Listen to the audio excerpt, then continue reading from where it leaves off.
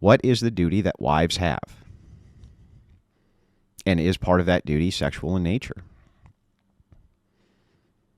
This is an important question, which is argued about and fought over constantly, but nobody wants to take it on because it's very uncomfortable. Nothing wrong about taking it on. It's just very uncomfortable. It's uncomfortable to discuss this. Well, I don't find the topic uncomfortable at all, and I'll take it on.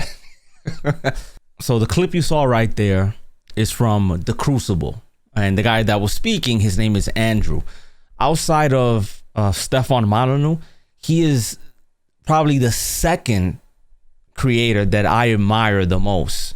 The reason for that is because he's not a fucking coward, right? He's not a coward, and he stands up for virtue and morality and integrity. And to me, he seems like a person of character. So I have tons of respect for him. But to address the question of, and I'm going to do it obviously from a non-theistic or a non-religious point of view. Is a woman, or more specifically, is a wife obligated to provide sex to her husband? And the answer is yes. The answer is yes. She is obligated to provide sex to her husband. Now, let me make the argument. So when you enter a marriage, you're entering a contract, right? In that contract, a woman is telling a man that this pussy, right? This vagina right here, right? The pussy right here is only belongs to you. No one else's, right?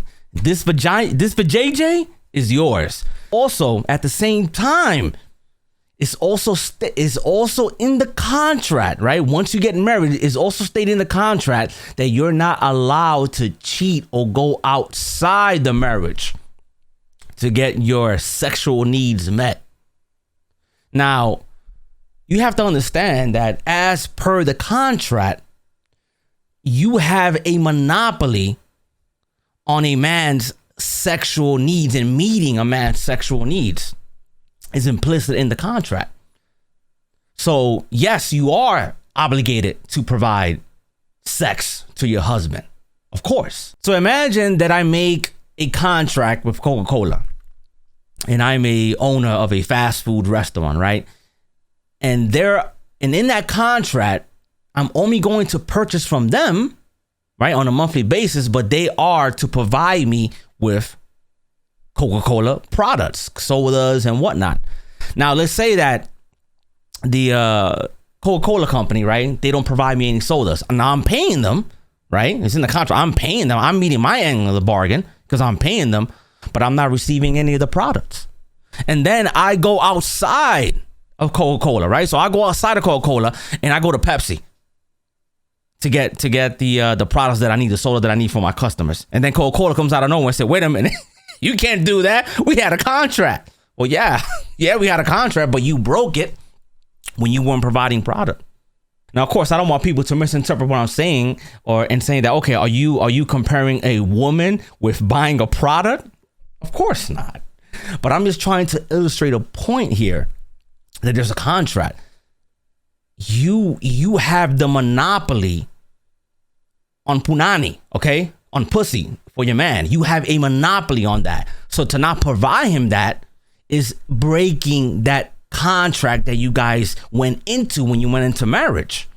Because no woman, I guarantee you right now, no woman is going to allow or put up with a man that says, you know what?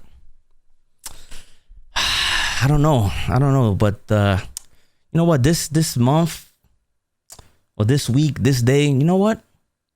I don't feel like paying the bills. No reason. I just don't feel like it. I don't feel appreciated. Being the case that I don't feel appreciated, and I just don't feel like it, not in the mood, I'm not going to pay the bills. No woman, no wife would accept that. That would be insane. You was well, that's insane.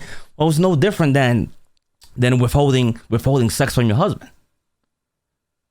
It's absolutely no difference. It puts it this way. Now, the reason why you get sexless marriages and those marriages aren't able to course correct is because there's no communication. There's no honest, authentic communication. Now, why is that? Well, a lot of people have a lot of issues, right? When it comes to self-criticizing. The reason that people have issues self-criticizing is because of the way that we were raised as children. When you, as a child, admit that you did something wrong, or you were wrong about something, you were either reprimanded, criticized, or for most cases for children, you're physically hit, right? Which is abuse when you hit your child. So people try to avoid admitting fault or being honest because it's like it triggers landmines for certain people. So people don't want to deal with that. People don't want to be hurt or put themselves in awkward situations because they feel like showing vulnerability is a weakness, because if I show vulnerability, this person is going to hurt me. Now, here's the thing. We come from family dynamics where we ignore the problem, and we believe that by ignoring the problem goes away. It just disappears if you just don't acknowledge it, which is not true.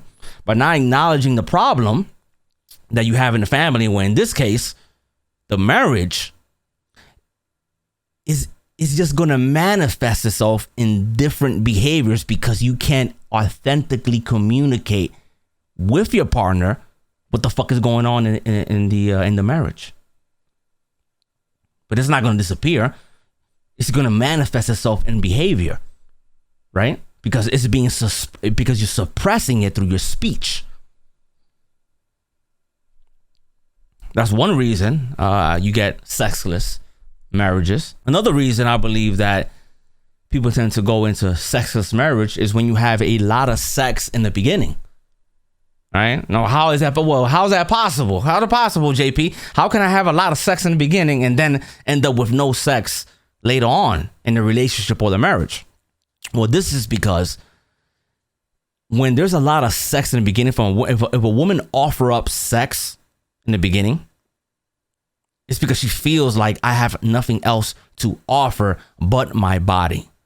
Remember, the vagina, which is the hole, right? The hole is where the woman is not. You have to fucking understand that. The hole is where the woman is not. So when a woman gives herself like that, right? That she gives her body to you in order for you to accept her, start a relationship, or keep you interested, right? There's going to be a lot of sex in the beginning, but later on there's not, because she feels resentment. She feels resentment at the fact that she had to offer up her body for you to accept her and for her to be in a relationship with you. Of course, she's not going to honestly communicate that. She's not going to say that. That'll be repressed, but it's there. Because who wants to be seen as just a sex object? Regardless of what people may tell you, nobody wants to especially women, want to just be seen as a sex object. As a man doesn't want to just be seen as a bank account, right? With dollar signs. But there are a lot of reasons why a marriage will end up sexless. I'm not a fucking psychiatrist, but the main reason is obviously lack of communication. That would be the number one. So without even getting religious, right, or having even to bring God into this, you sign a fucking contract.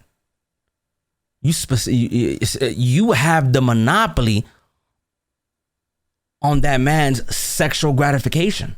To not provide that to him, I mean, it's a big no-no. Just the same way that if he doesn't provide any financial help or need for raising the family, you're not going to allow that as a woman.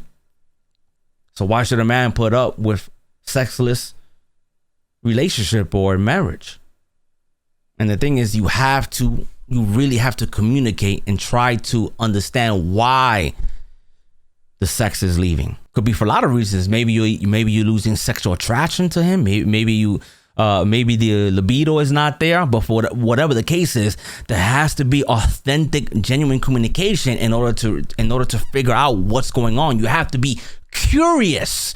There has to be curiosity as to why. Why don't I want to have sex with my partner? From the woman's end. Why? Right? And that takes self-knowledge. But self-knowledge is very painful, because you have to figure out what's going on internally. Be aware of your biases, your past, what makes you tick. And self-knowledge, for a lot of people, well, for me, I can speak for myself, self-knowledge was a very painful journey to go on, to really understand what makes me me. The bad, the good, and the ugly. And that's all I have to say about this video. If you found this video enjoyable, give it a like. If you didn't find it enjoyable, give it a dislike. Leave a comment and share. Sharing is caring.